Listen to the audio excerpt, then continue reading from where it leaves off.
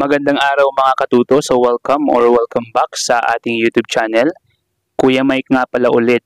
So in this video, pag-uusapan natin yung isang trending post, no, ng isang netizen sa Korea. Pero bago natin pag-usapan yan mga kababayan, marami sa ating mga Pilipino ang pinipili na ngayong mag-aral at makatapos ng pag-aaral kaysa noong mga unang panahon dahil napakahirap nga naman ng access sa pag-aaral, no, sa education. And marami akong mga nakikitang mga matatanda noon na hindi nakapag-aral o napagkaitan ng pagkakataon na mag-aral dahil sa kahirapan, na kung papipiliin daw sila ulit na maging bata, no, kung may pagkakataon silang maging bata ulit, sila ay mag-aaral. At may mga nakakausap din ako na sobrang hirap daw ng buhay nila dahil hindi sila nakapag-aral, mga kababayan. Alam nyo, according sa ilang mga sources, no, sa mga books and mga experts, ang edukasyon pa rin talaga ang pinakang susi sa tagumpay. Yung education pa rin or yung pag-aaral pa rin, yung knowledge, yung wisdom pa rin, ito yung magtatawid sa atin mula sa kahirapan na kinalalagyan natin patungo sa rurok ng tagumpay na inaasam-asam natin. Okay? So, nag-trending kamakailan, kung alam nyo lang, no, yung sinasabing diskarte ba o diploma. So, actually, maraming hati ang opinion ng mga netizen dyan. Okay? Maraming mga opinions ang netizens dyan. Hati sila. Yung iba, pinipili yung magkaroon ng diskarte over diploma. Yung iba naman ay pinipiling magkaroon ng diploma na lang kaysa naman sa diskarte. At isa nga dyan sa natatalakay natin dyan na talagang gustong dumiskarte na lang ay walang iba kundi si Josh Mojica. Kung naalala po ninyo mga kababayan, itong si Josh Mojica, siya po ay parang 14 or 17 years old pa lamang ay self-made millionaire na po dahil sa kanyang kangkong chips na ginawa niyang negosyo online. At hanggang ngayon ay sikat na sikat pa rin itong si Josh Mojica. So mga kababayan, in short, ang sinasabi or pinopromote nitong si Josh Mojica ay diskarte. Huwag na mag-aral kundi dumiskarte or magnegosyo. No? Pero ako po mga kababayan, may sagot po ako dyan.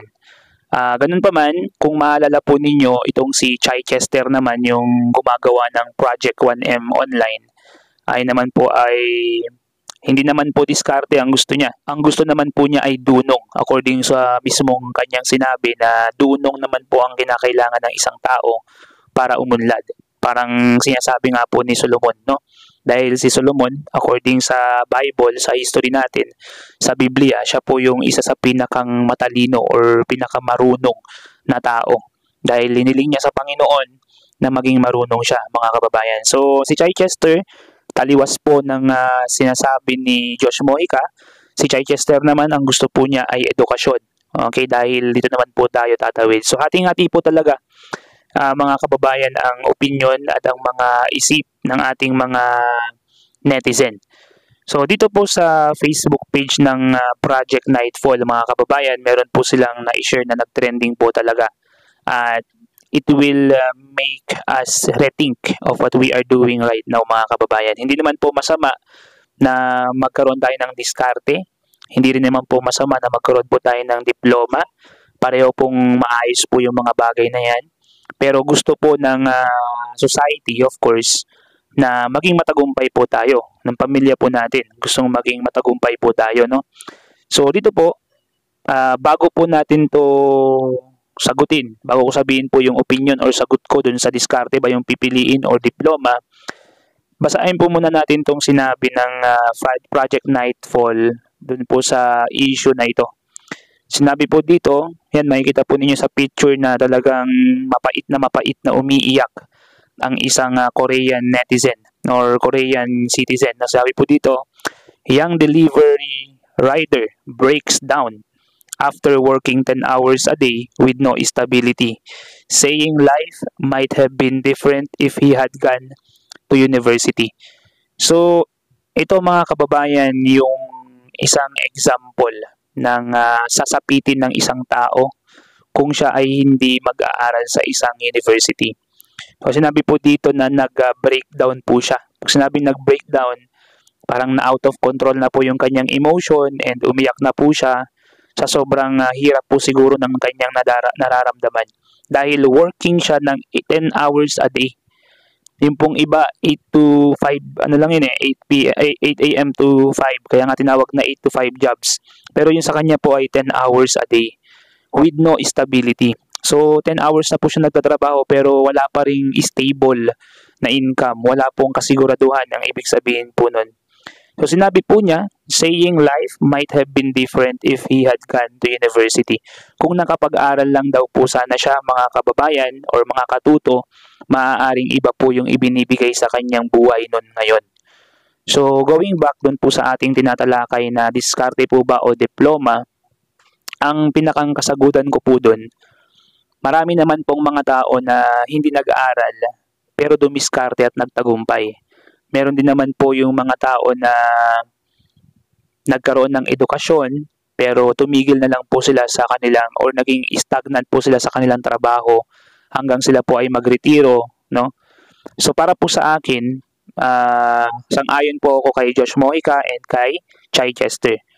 Pero ang sa akin po, diploma man or diskarte, kahit ano pong piliin natin doon, magtatagumpay po tayo kung yun po ang will ng ating Panginoon sa buhay po natin. Dahil kung ang will po ng Panginoon ay dumiskarte po tayo, yun po yung magiging maayos na pamumuhay para sa atin. Dahil hindi man naman po lahat ng tao ay edukasyon ang kailangan. Hindi rin naman po lahat ng tao ay diskarte ang kailangan. So, maaari na kung gagawin po natin na alamin ang will of God para sa atin, then magtatagumpay po tayo sa edukasyon or sa diskarte or pwedeng both. Pwedeng dumiskarte tayo habang meron tayong degree or meron tayong education, no? So yun po yung sagot ko dyan or opinion ko dyan.